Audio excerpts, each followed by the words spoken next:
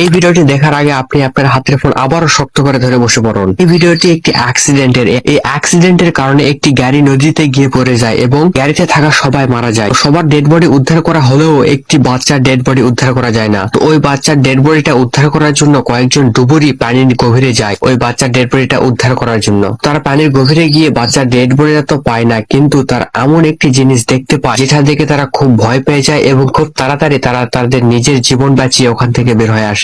তো আমি আবারও বলতেছি, এই ভিডিওটি দেখার আগে আপনি আপনাদের হাতের ফোন শক্ত করে ধরে বসে পড়ুন।